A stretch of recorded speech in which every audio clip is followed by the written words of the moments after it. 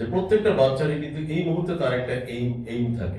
এখন তো টেকনোলজির কারণে, মিডিয়ার কারণে everything is available in your hand. এই বাচ্চাটাই কিন্তু একটা সময় গিয়ে সে প্রাউডলি বলবে, I got an opportunity to speak about my career planning in TMG, one of the program.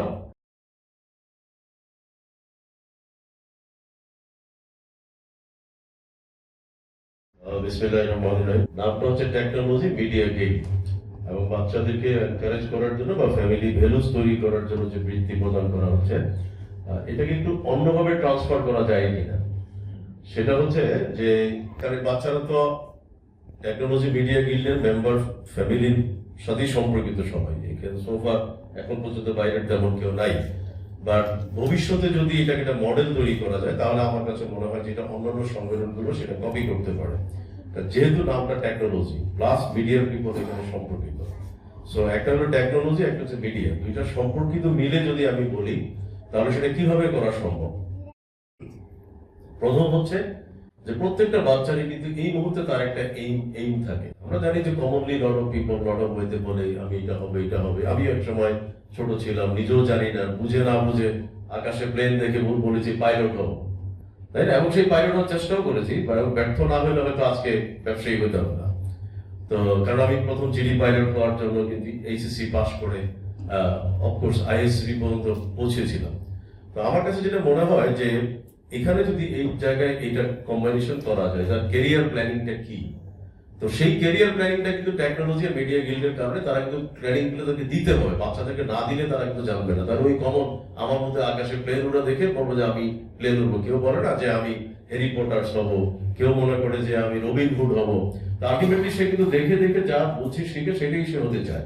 তো এই জায়গাতে যদি টেকনোলজি মিডিয়া গিল্ডের যারা আছে, আপনারা just simply it's a matter of few hours or few minutes, আপনারা যদি ইন্টারনেটে ঘাটাঘাটি করার, এখন তো মাশাআল্লাহ due to cause of artificial intelligence you don't need to go to any other place, আপনি জাস্ট লিখলেন যে প্রেজেন্ট সিনারিওতে টেকনোলজি এবং মিডিয়া প্লাস ওয়ার্ল্ড সিনারিওতে বর্তমান বাচ্চাদের কোন প্রফেশনের দিকে, which profession will be effective for them, এটা বলে আপনি কিন্তু এআই কে জিজ্ঞাসা করলে এআই আপনাকে অনেকগুলা বেছে দিবে। বাছার পরে আপনি বলতে থাকেন মোর মোর মোর, বলতে বলতে ধীরে ধীরে যে 500 400 সাজেস্ট করবো। 500 400 থেকে আপনি দেন আবার ডাউন সাইজ করেন, analyze the Bangladesh scenario and global perspective and the age group কত, আপনাদের এজ গ্রুপ তো আছে তাই না? যে হ্যাঁ, তাহলে আপনি এজ গ্রুপকে ডিফারেন্ট করেন, যে এজ গ্রুপ প্লাস 3 থেকে 10 এজ গ্রুপ বা 6 7 এজ গ্রুপের জন্য কোনটা পারফেক্ট হবে রাইট নাও, 8 7 প্লাস 12 এর জন্য কতটুকু হবে, দেন ক্যাটাগরাইজ করেন। ক্যাটাগরাইজ করার পর এটাকে আপনারা আবার বলেন যে now give me the some resourceful links on YouTube link so that they can get the clear idea which career they should choose. তাহলে আপনি সেটাও পেয়ে গেলেন। পাওয়ার পরে আপনি বাচ্চাদেরকে এই গ্রুপ অনুযায়ী তাদেরকে পাঠিয়ে দিলেন যে বাচ্চাদেরকে এগুলো একটু দেখানো হোক, তারা যাতে এই প্র্যাকটিসটা যদি এখন থেকে তারা করতে পারে। কারণ এবং সবাইকে যদি আপনি এখন থেকে বলেন যে এটা না হলে এটা, এটা না হলে এটা, কারণ প্রত্যেকেরই ক্যারিয়ারে কিন্তু আরেকটা দিক আমরা যেটা বলি, অনেকেই ভুল করে যে আমরা মনে করি যে না আমি এক্স হইতে চাই, কিন্তু এক্স না হলে তারপরে কি হবে ওয়াই, ওয়াই না হলে জেড। তারপরে একটি ছেলে বা একটি মেয়ে যদি 4টা 5টা ক্যারিয়ার প্ল্যানিং তার এখনই থাকে যে আমি প্রথম চেষ্টা করবো এটা হওয়ার জন্য। এবার আমার প্রথম প্রচেষ্টা ছিল পাইলট হবো, তারপরে আমার প্রচেষ্টা ছিল আর্মি অফিসার হবো, এবং আর্মি অফিসার কিন্তু চান্স পেয়ে গেলাম, কিন্তু লাকিলি এখন বুঝতেছি লাকিলি জয়েন করিনি, কারণ ইতিমধ্যে আমি ডিসিশন নিয়ে ফেললাম আমি ব্যবসা করবো। তো দেন আমি ইউনিভার্সিটি ওইভাবে যাত্রা শুরু করলাম। তারপরে কিন্তু ক্যারিয়ার প্ল্যানিং না বুঝেই কিন্তু আমি আমার আর্লি স্টেজে 3টা ক্যারিয়ার প্ল্যানিং করি, সরি আমার আরেকটা ক্যারিয়ার প্ল্যানিং ছিল বিদেশে চলে যাবো, এবং সেটা ছিল এসএসসি পাস করার পরে। দ্যাট ওয়াজ রং, কারণ ওই সময় চেষ্টা করতে গিয়ে আমি ভুল করেছি।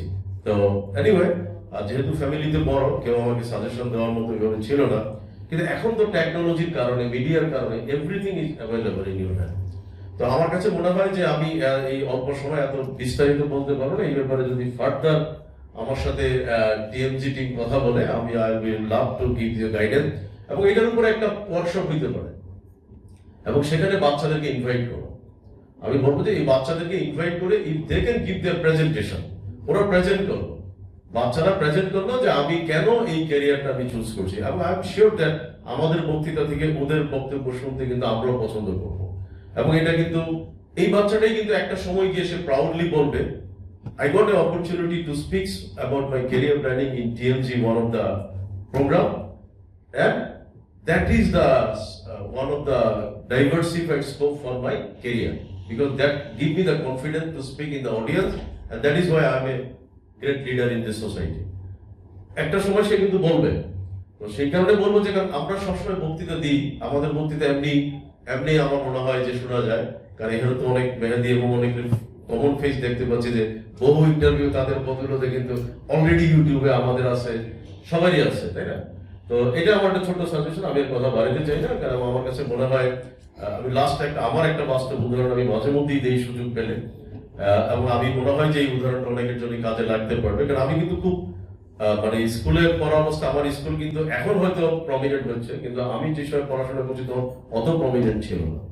কিন্তু বুঝে না বুঝে কিন্তু আমি আবৃত্তিতে নাম দিতাম, গানে নাম দিতাম, বিতর্কে নাম দিতাম, সব জায়গায় দিতাম। তো এটা আমার কাছে মনে হয় যে এই যে কম্পিটিটিভ একটা মনোভাব আমি আমার স্কুল জীবনে, প্রাইমারি জীবন থেকে শুরু করেছিলাম, সেটা কিন্তু আমাকে কাজে দিয়েছে। এবং যেই কারণে আমার কাছে মনে হয় যে যেসব চ্যালেঞ্জ আমরা ফেস করি, হয়তো সাকসেসটাই সবাই দেখে, কিন্তু আমাদের চ্যালেঞ্জ গুলো কিন্তু কেউ দেখে না, পেইন গুলো কেউ দেখে না। আমাদের কিন্তু লট অফ পেইন আছে, যে পেইন গুলোর কারণে অনেকে হয়তো দেশ থেকে চলে যায়, কিন্তু আমরা যাচ্ছি না, কারণ আমরা দেশকে ভালোবাসি, যে কোনো ভাবেই হোক এই চ্যালেঞ্জ গুলো মোকাবেলা করে আমরা টিকে থাকতে চাই। তো সেই কারণে আমি বলবো যে বাচ্চাদেরকে যদি এই সুযোগটুকু দেওয়া হয়, আমার ধারণা যে টিএমজির যে নেক্সট জেনারেশন আছে, they can lead the country in the media and also in the technology. Thank you very much. আসসালামু আলাইকুম।